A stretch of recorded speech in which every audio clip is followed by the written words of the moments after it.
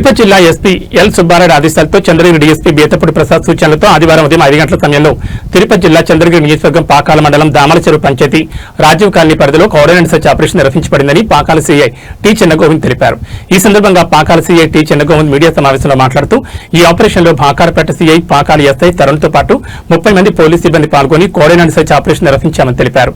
సుమారు 250 గృహాలను తనిఖీ చేయడం జరిగిందని, తనిఖీల్లో రిజిస్ట్రేషన్ పత్రాలు లేని 6 ద్విచక్ర వాహనాలు స్వాధీనం చేసుకోవడం జరిగిందని చెప్పారు.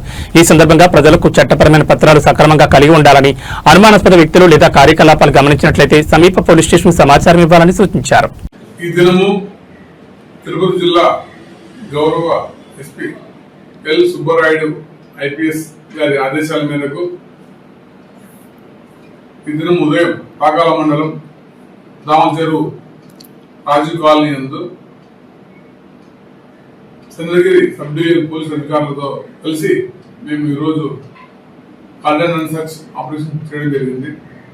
ఇందులో అక్కడ ఎవరైనా అనుమానితులు నివసిస్తున్నారా, కొత్త వ్యక్తులు కానీ ఎవరైనా నివసిస్తున్నారా, లేదంటే దొంగ పనులు కానీ ఇలా రికార్డ్స్ లేని పనులు కానీ ఉంటే వాటిపైన, మరియు ఈ గంజాయి డ్రగ్స్ ఇల్లీగల్ కార్యక్రమాల పైన మేము అక్కడ సోదా చేయడం జరిగింది.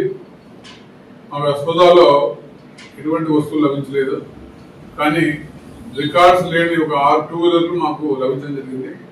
వాటిని మేము స్వాధీనం చేసుకోవడం జరిగింది. వాటిని రికార్డ్స్ పరిశీలించి వాటిపై తగు చర్య తీసుకున్నాం.